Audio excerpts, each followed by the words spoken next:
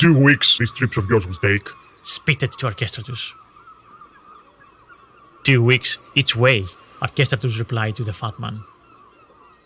The man who accompanied Archestratus on this latest expedition of his, unwillingly to both of course, was a merchant of hides, skins and leather goods. A rather seedy-looking fat man, scouring for new markets in Scythia to sell his produce. An inexperienced landlubber, in other words, who was now finally ashore again. As was he disembarking, he embraced the captain, he embraced Archestratus and the rest of the crew. He hurried out of the boat, kneeled clumsily initially, then fell on the floor and lay belly down, stretching to cover the whole paved marina in front of him, where the crew and the baggage porters were supposed to unload the ship, grateful to reach homeland again, alive and in one piece.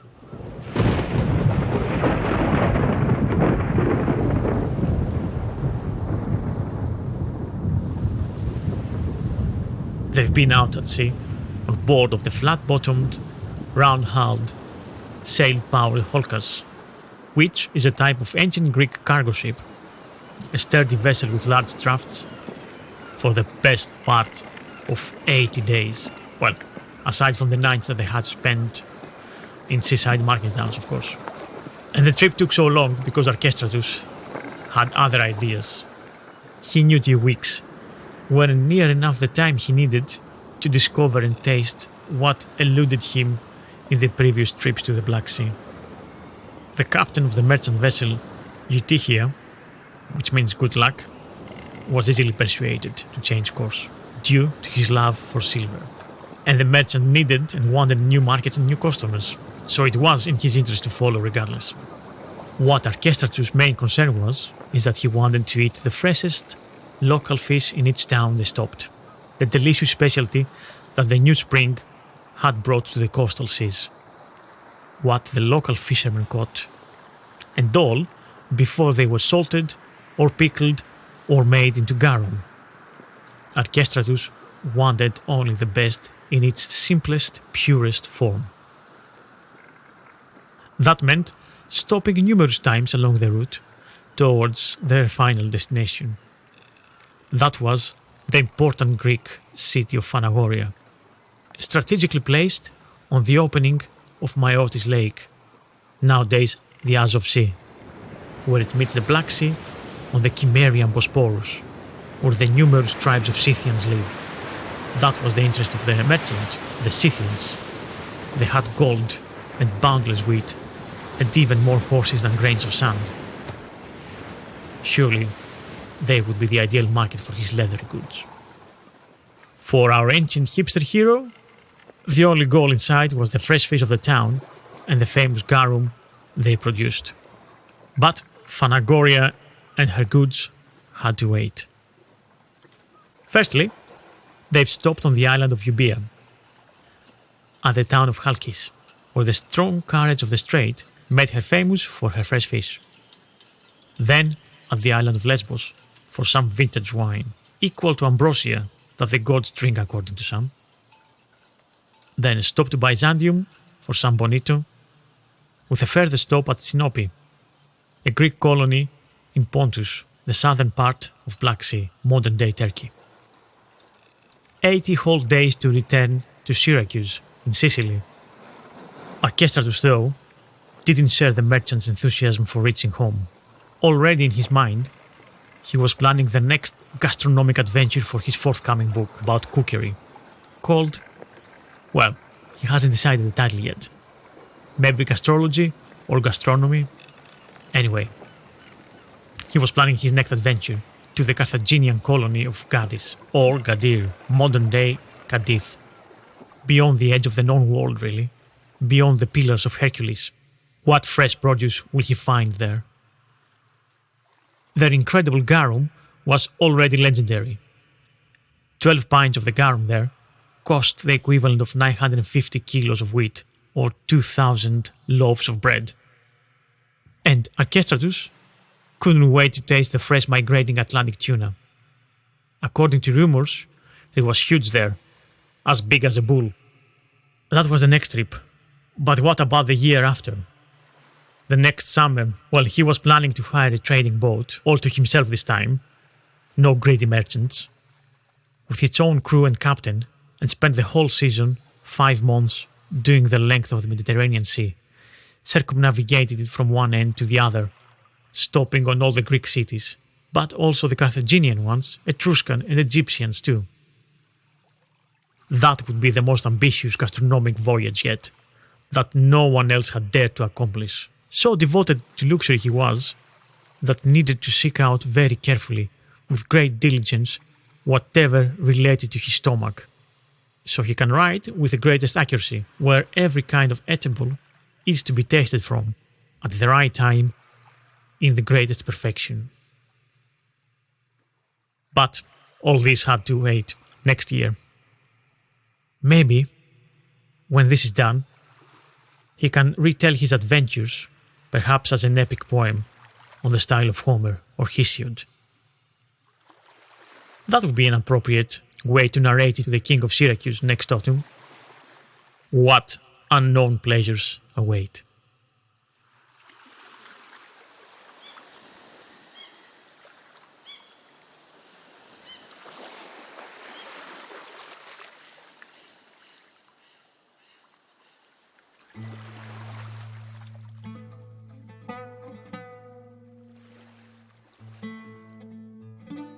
Hello.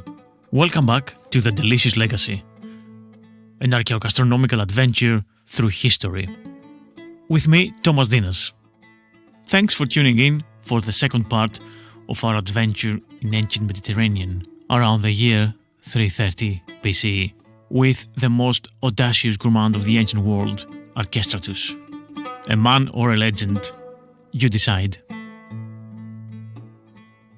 Athenaeus of Naucratis was a Greek rhetorician and grammarian who lived in the late 2nd century AD, and himself states that he was the author of a treatise on the Thrata, a kind of fish mentioned by Archippus and other comic poets, and of a history of Syrian kings. And of his works, only the 15-volume Hypnosophistae mostly survives, which is, in English, Philosophers at Dinner.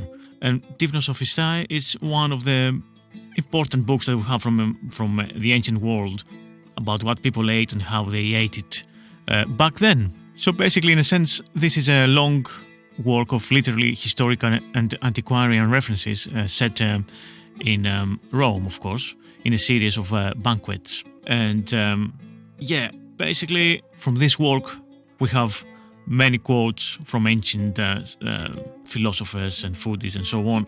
And here is where we find the only quotes from Archestratus, our legendary ancient foodie. So from here is where we check all the quotes that we're gonna see on part 2 of our episode about Archestratus and Life of Luxury, his long-lost epic poem. Sit back, relax and enjoy. Here we go.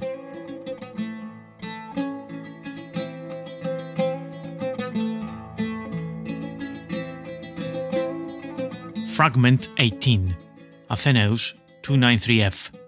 We must speak of the conger eel. Archestratus in his gastronomy relates where each part of it ought to be purchased. The conger. You have the head of the conger, friend, in Sicyon, a fat and strong and large head, and all the belly parts. Then boil it for a long time, in salt water, sprinkled with green herbs. As we see here again, time and time again, fat was very prized, so fat conger eel was really good, and the best part was the head and the belly. As we know from pork belly and other meats, this is highly tender. And clearly we see that the fat conger eels of Sicyon were highly prized in the ancient world, at least according to Archestratus. And if you think about the heads are a delicacy in many parts of the world still, and especially with fishermen and with people who eat, like we eat cod chicks, for example. Now it's a very prized delicacy. So that's something similar to our day. And Sicyon was situated in the northern Peloponnese, close to Corinth, a short distance from Corinth. And we see here he instructs us. Again, it's a very simple guidance that he provides.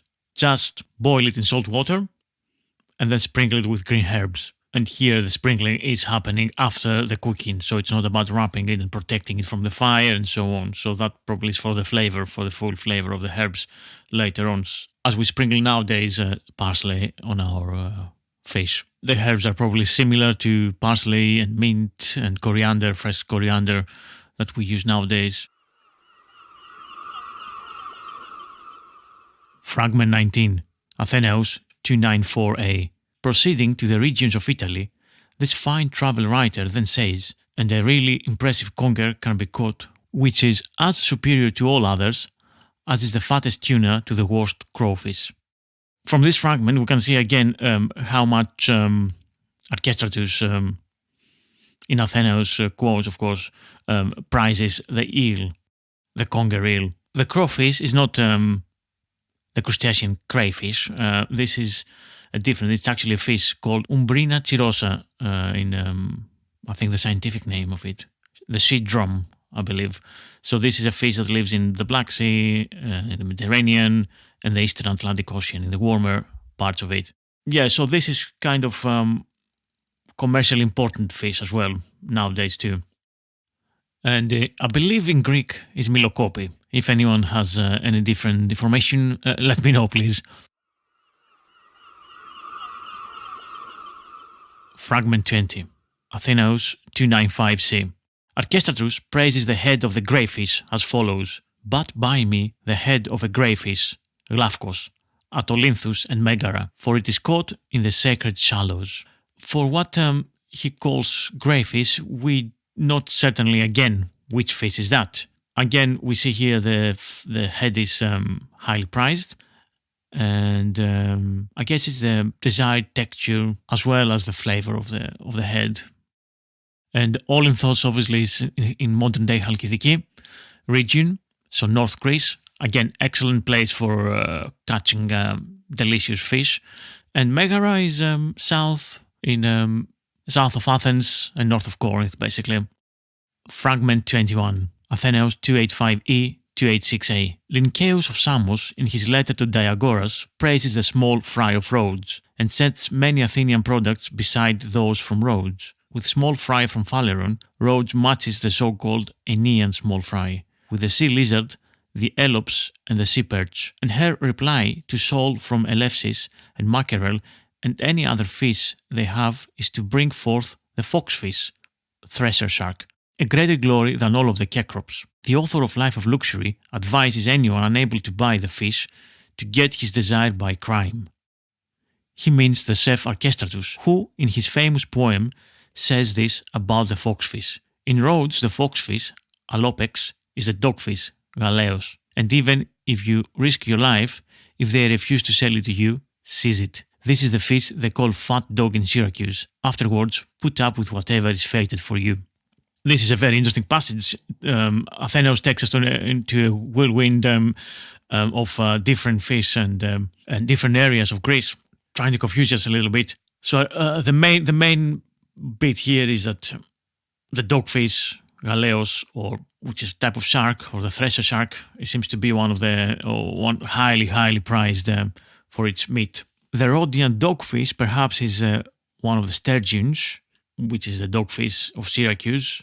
And here we see the desire for this fish and how highly prized it is that if you can steal it. And Athenaeus later in 294e quotes the same passage under Gallei and says Archestratus, who sought a lifestyle identical to Sardanapalus, speaking of the dogfish at Rhodes, consider it to be the same fish as the one carried around by the Romans, with an accompaniment of pipes and garlands, and with the slave waiters also garlanded, namely the so-called Acipesius. The reference to Sardanapalus is a very interesting one. So with that name, perhaps what they mean, they were talking about, they mean an Assyrian king, the last Assyrian king, who lived a life of extreme hedonism and luxury, decadence and sloth.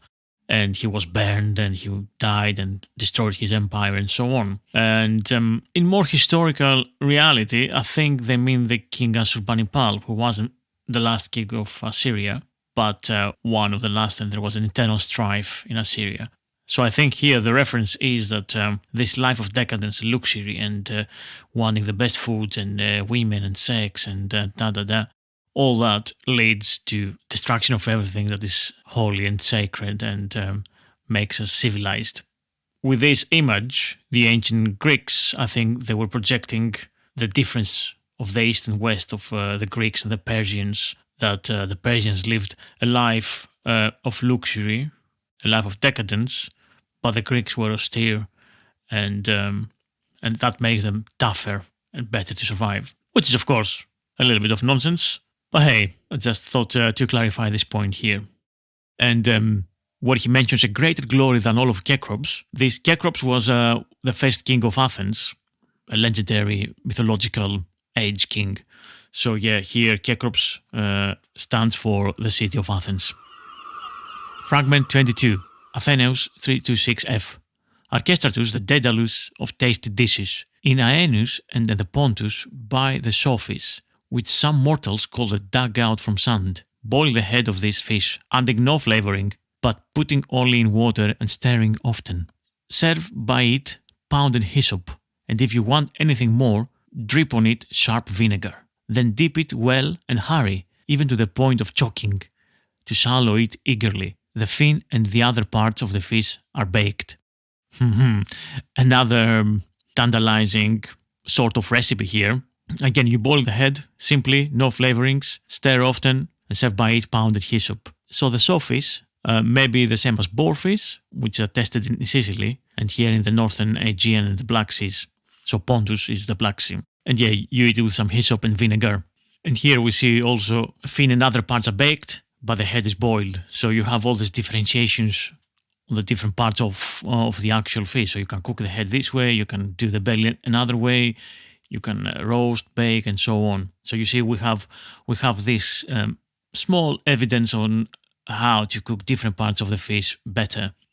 Fragment 23. Athenaeus 310a to e and 163d.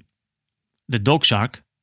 Concerning this fish, Archestratus, the Hesiod or Theognis of Epicurus, says, well, Archestratus, in those fine counsels, advises, in the city of Torone, you must buy the underbelly of the dog shark, the hollow part below, then sprinkle them with cumin and bake with a little salt. Add nothing else, my dear, except perhaps some yellow-grey oil. When it is baked, then add your pounded sauce and the trimmings. Now, whenever you stew something within the sides of a hollow cooking pot, do not add water or wine vinegar, but pour on it only oil and dried cumin together with fragrant leaves. Stew it over the heat of the charcoal without bringing it too close to the flames, and stir often in case it burns without you noticing. Then there are not many mortals who know of this divine food, nor do they desire to eat it, those that is who have the soul of a storm petrel or a locust, and are scared rigid because the creature is a man-eater. But every fish likes human flesh, whenever he can get it. So it's only right that all those who babble on in this way go over to vegetables and join Diodorus the philosopher, and with him follow Pythagoras in a strict and severe fashion. A part of this fish is what the Romans called tursio, the sweetest and most luxurious part. So here we see Archestratus being compared to Hesiod, the epic poet, and tells us about the shark again, Carcharia, the dog shark, which it tells us the best you can find in Torone, which is in Chalkidiki, in the northern peninsula in Greece. And then it tells us a little bit more detailed way of how to cook it, how to prepare it. Again, we have a bit of cumin and bake it with a little salt and just some olive oil. And once it's cooked, then we add some pounded sauce and the trimmings. It is quite interesting recipe, and it gives you a way of an instruction of cooking it on the charcoal, but just not over the direct flame, but on the side, which is kind of interesting. Let's mention once again here, many of the sharks a very endangered species, so we don't eat sharks nowadays. No, it's a no-no. If you need to eat something and cook this recipe, I guess at best line-caught tuna would do, or I would suggest some other fish, perhaps grey mullet, a large grey mullet, which are kind of fat fish, and they're not listed as endangered anyway. And yeah, I definitely think a bit of cumin and olive oil goes well, and then a sprinkle of chopped herbs like parsley and coriander goes really well. Again, as we have here, the underbelly of the fish is desired, as is with tuna, and fat tuna is very, very popular nowadays from Japan to anywhere else. So similar kind of thing here with Archestratus. And so presumably this is the way it's cooked slowly. It means probably that it's eaten not by hands, as it's going to go soft. So I guess that's eaten served with bread. So you basically get it with a piece of bread. And this is a rather large fragment with commentary about how this fish or all fish eat flesh, human flesh, and some people they're not willing to eat this fish because they eat human flesh. And yeah, it becomes a bit comic talking about Pythagoras. So if you don't dare to eat this fish, then go and become a follower of Pythagoras, the vegetarian. Of course, it's all very light-hearted. It's not a serious debate on this passage. This is very much like comic commentary. We've talked about Pythagoras and vegetarianism in the ancient world in the episode about it in season 1. And people, they were identifying as vegetarians, and they were followers of Pythagoras, and people who were ridiculing them. And it's quite interesting to see this exaggeration here in the opposite pole. I'll be back after this short break. Today's episode is brought to you with the welcome support of Malbin Greek, UK's leading Greek delicatessen supplier and distributor of premium Greek produce. Whatever your needs, Malbin Greek has you covered. You can shop online and have the divine and delicious goods delivered to your doorstep across the UK, or you can visit the shop at Arch 17 Apollo Business Park, Lucy Way, SC16 4ET, Bermondsey, London. Malbin Greek, the one-stop shop for your Greek fix. Hello there, sorry to interrupt.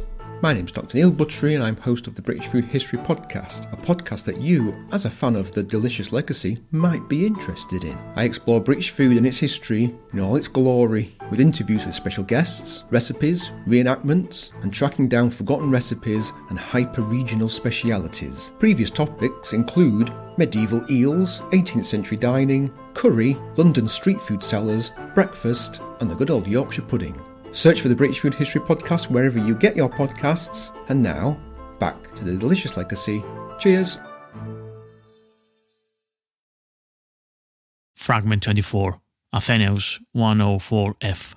Archestratus, in his much feted poem, "But leave aside a lot of the fancy nonsense and buy yourself a lobster, which has long and heavy hands but small feet and advances only slowly over the land. They are the most numerous and the best of all for quality in the Lipari Islands. The Hellespont also gathers many together."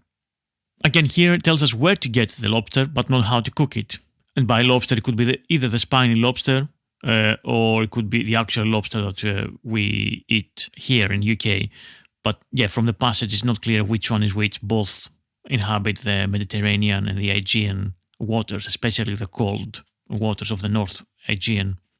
And the lobster's claws, they're called hands here. And by talking about long and heavy hands, I guess they would price that meat accordingly. Lipari Islands, I guess that's the islands north of Sicily and in the Aeolian Islands, where you have also Stromboli and other interesting volcanic islands. Fragment 25, Athenaeus 105e. Archestratus, the Daedalus of tasted dishes, advises, "If you ever go to Iassus, the city of the Carians, you will get a good-sized prawn, but it is rarely for sale, while in Macedonia and Ambracia there are a good many."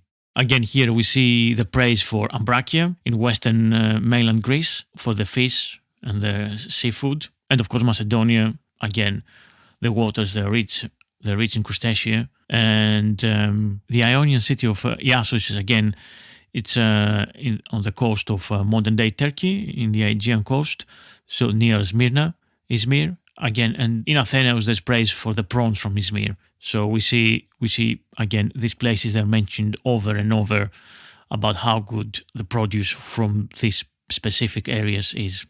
I suppose it was their own version of PGI and perhaps PDO products that we have today in Europe. Protected geographical indication and so on. Fragment 26. Athenaeus 3-70. As Sirius rises, eat the sea bream in Delos and Eretria by the fair harboured houses of the brine. Buy only the head with the tail to go with. Don't bother to take home the rest. Okay, that's interesting subject. Very, very specific instruction. Don't bother with the meaty sections in the middle, but just get the head and the tail, and then cook this. Delos, we know the legendary island of Delos, the sacred island in Cyclades, near modern Mykonos. So buy your sea bream from there, or from Eretria, which is in the island of Euboea, which is the second biggest island in Greece. There are bits of the passage that are missing, unfortunately, so there's corrupt in places. So again, here the season is specified, so you get it as the Sirius rises. The exact astronomical date varies slightly from year to year, and with the latitude. And the rising and setting of stars, for the Greeks, generally referred to the visible position of the star just before sunrise. And in the ancient world, Sirius rose in the latitude of Eretria around the 28th of July. Fragment 27. Athenaeus 30 LC. Archestratus, the company commander of banquets, says, "Get Alebias, the liverfish, in sea-washed Delos or Tinos." We see Athenaeus here introduces Archestratus with a sarcastic metaphor, military metaphor. And we see here the fish again from Delos or Tinos in Cyclades, which is basically a place to get your fish from. The Lebias is an otherwise unknown name for the liverfish. Itself is not identified 100%. What could this be? So, unfortunately, with this passage, we have very little to go with. Fragment 28. Athenaeus 32 IE. The salpi I always consider to be a poor fish. It is particularly to be eaten at the grain harvest. Get one in Mytilene. And this Mytilene is in modern-day island of Lesbos. And the fish may be Sarpa salpa. And again, here it tells us that it's not a good fish. Just eat it around the grain harvest. So that's probably summertime. This is like a species of a sea bream with golden stripes that run down the length of its body. If it's that one, Sarpa. And still commercially available in the Mediterranean, and apparently it can cause hallucinations and hallucinogenic effects if you eat it, which I haven't actually heard before. Fragment 29, Athenaeus 320f. The Chef Archestratus in his golden words says, "And in Thassos buy the scorpion fish, provided it is no larger than your forearm. Put forth your hands away from a large one." The word chef here is a direct translation of arranger of tasty foods. The original text says arranger of tasty foods. And here the scorpion fish probably is a raskas, still very, very popular and good for soups and bouillabaisse. It is a firm-fleshed fish according to Galen. And according to Davidson, it provides good helpings of a remarkably firm white flesh. And here we see Archestratus, unlike in other passages, he doesn't recommend a very large fish, but one that is at the most as long as your forearm. Again, tells us where to buy it, but not how to cook it. And Thassos is the island in North Greece, nearby Kavala. Fragment 30. Athenaeus 32.8a. The chromis you will get in Pella, it's fat in summertime and in Ambracia. Once more, we're not entirely sure which fish is this. There is a possibility of Umbrina chirosa, as we said before, and the places to get it like Pella, which is in Macedonia, or in Ambracia again. So I think like shallow, warm waters with lots of rich rivers flowing into the seas. The Umbrina chirosa that we get nowadays in North Greece, I see them a lot in Thessaloniki and Veria in the fish markets. They're quite big and relatively cheaper compared to other commercial fish. I think sea bream and sea bass are very, very overfished, and there's not many left in the wild, unfortunately. As usual, this passage tells us what fish, when, and where. Fragment 31. Athenaeus 306a. Archestratus in life of luxury. Now the kitharos, provided it is white and firm, I order you to stew it in clean salt water, with a few green leaves.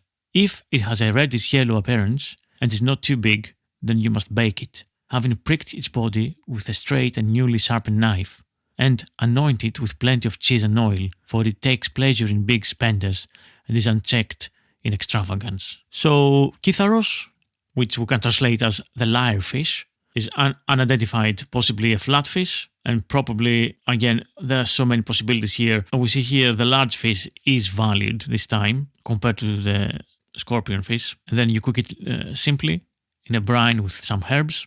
Great, so far so good. But then for the lower quality ones, if the smaller fish are lower in quality, then they require cheese and oil to oomph them, to give them a rocket in their taste. Fragment 32. Athenaeus 288a and 330a. Archestratus, that Pythagorean when it comes to self-control, says, "Then get a large sole and the rather rough ox tongue. The latter is good in summer, around Halkis." More uncertainty here. Which flatfish is the sole and the ox tongue? Could it be the same fish? Or could it be different types of fish? And why are they mentioned in that same passage? Once more, size is important, so we're getting a large one. And Halkis, if we read it rightly, means again in the island of Euboea. Fragment 33. Athenaeus 326b. By the heads of the large young Avlopias in summer, when Phaethon steers his chariot in its furthest orbit. Serve it hot and quickly, and a pounded sauce with it. As for the underbelly, take it and roast it on a spit. Here, Avlopias is probably some kind of a tuna, and in Aristotle is identified as Antheas. The identification of the season by the mythical Phaethon is unusually ornate for Archestratus, but similar to fragments 35 and 36, which we'll see pretty soon. So serve it hot and quickly, presumably roasted on the fire, on a charcoal, fast and hot. Take it out, pounded sauce of fresh herbs, with some vinegar and oil. And for the underbelly, which is supposedly, I guess it's fat, then you roast it on a spit in direct heat, I suppose, more slowly. Fragment 34. Athenaeus 30 LF. Now around Holy Samos, with its wide dancing places, you will see the great tuna enthusiastically caught. They call it orcus, others call it the monster fish. In summertime, you must buy such cuts of the fish as are appropriate swiftly, with no fighting over the price. It is good at Byzantium and Caristus, and in the famous island of Sicily, the Kefalodian and the Tindarian shores breed much better tuna than these. If you ever go to Hipponium, in Holy Italy, make your way to the garlands of the waters. They are the very best tuna of all, by a long way, and they have the culmination of victory. The tuna in these waters are those that have wandered from there after travels over many seas through the briny deep. As a result, we catch them when they are out of season. A lot of information here, and very, very interesting information, because tuna is a migrating fish, and it's also caught with traditional methods in season in the island of Sardinia and Sicily up to today, up to this day. And it's a highly prized fish, and we see it tells you if you buy it in Samos, then get it with no haggling over the price. Just pay whatever they tell you to pay. It's delicious. And of course, it tells you also other places you can get it in Byzantium, and so on and so on. And we see where is the best in Hipponium in Holy Italy. Most likely this is the bluefin tuna and bought in the summer. Fragment 35. Athenaeus 278a. Archestratus the Daedalus of tasted dishes in his Gastrology, for such it is the title according to Lycophron in his books on comedy, just as the works of Cleostratus of Tenedos is titled Astrology, says this about the amia. The amia, prepare it by every method in the autumn when the Pleiad is sinking. Why recite to you word for word? For you could not do it any harm even if you wished to. But if you desire to learn this too, my dear Moschus, the best way to present this fish, then in fig leaves, with not too much oregano, is the way. No cheese, no fancy nonsense. Simply place it with care in the fig leaves and tie them with rush cord from above.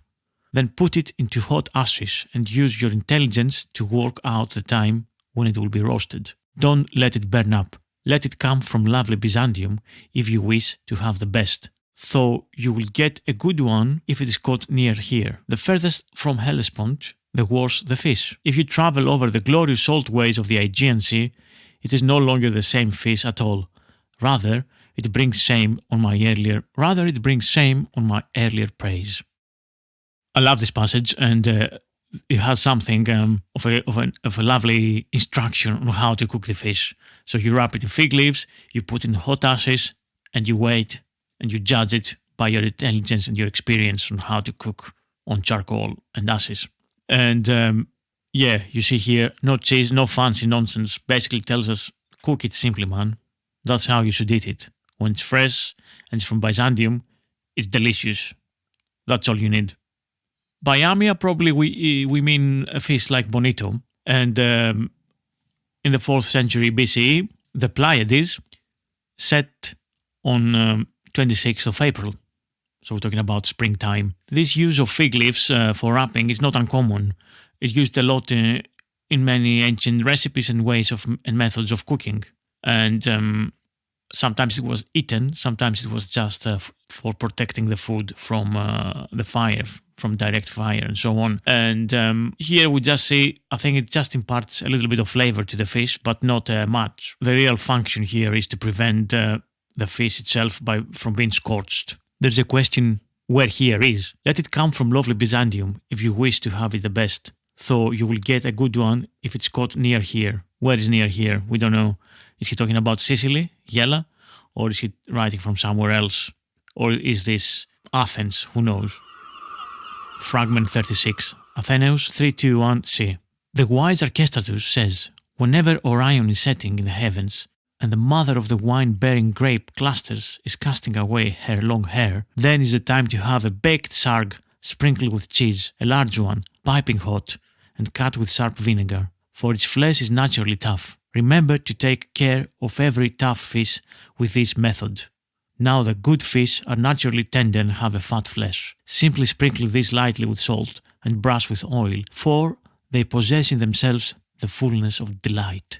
Telling about wise Archestratus here is probably for comedic value, sarcastic, but regardless of that, what's important is that it sets out the standard treatment of simple cooking with salt and oil, because the flavor is intrinsic to the good fish. When you have a good fish, that's all it matters. And at the very, very simplest, even today, in a good taverna, that's how you eat the fish. Fresh, delicious fish, bit of salt, bit of oil, and some lemon today, but back then a bit of vinegar. The season, when he talks about Orion is setting in heavens, then that's around end of April, beginning of May. Back in the ancient Greek world, of course. Today is a little bit different. Again, cheese and vinegar, they're prescribed for tough fish, and not in a derogative sense, but in the sense that they have a firm flesh. Again, size is desirable, and by sarg, probably it means the white sea bream, which has black and grey vertical bands of stripes, and it's about 45 centimeters long. Fragment 37. Athenaeus 303e. Archestratus, that stickler for detail, says, take the tail of the female tuna, and I'm talking of the large female tuna whose mother city is Byzantium. Then slice it and bake it, all of it properly, simply sprinkling it lightly with salt and brushing it with oil. Eat the slices hot, dipping them into a sharp brine. They are good if you want to eat them dry, like the immortal gods in form and stature. If you serve it sprinkled with vinegar, it will be ruined. We see here Archestratus has been described as the stickler for detail. So for a book about excellent food, I guess that makes sense. You want somebody who will give you the exact information that you need and the exact fish and so on. And here we see he talks about a specific tuna, female, lards from Byzantium. And we see he's praising the tail end of the meat. The method of cooking is slightly indicated here, so we have it in slices, not bake it as a whole as one fish. So I think it's sliced and then baked, salting it, and this time no vinegar. Fragment 38. Athenaeus 116f. Archestratus, who sailed round the inhabited world for the sake of his belly, and the parts beneath his belly, says, a slice of Sicilian tuna, cut at the time when it would be preserved in storage jars. The Saperdes, that tasty ponic fish, can go to hell, I say, along with its supporters. Few there are who know it is a poor and feeble food. Take though a mackerel 3 days out of the sea before it goes into the salt solution and is newly introduced to the amphora. Semi-salted, that is. But if you come to the holy city of famous Byzantium, eat again, I beg you, a slice of horeon, for it is good and tender. But the gourmand Archestratus has omitted to list ... The passage unfortunately stops here. So we see here Archestratus being belittled for his travels and researches.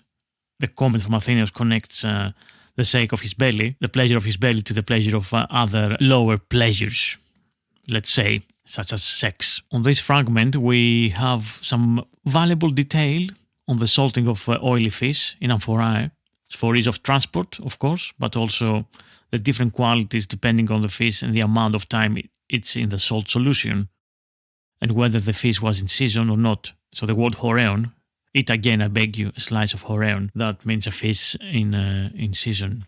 All of these considerations determined whether the salt fish was to be a cheap or a luxury product. And horeon, as I said, it's the tuna in season, the best seasonal tuna that you'll find. Thanks for listening. This podcast can only keep going with your encouragement and your generous support. So please, if you like the podcast, rate and review it on all platforms that you listen to, like Pocket Casts, Spotify, Apple Podcasts, Acast, and so on. And if you want to really help, be a patron on Patreon from $3 a month.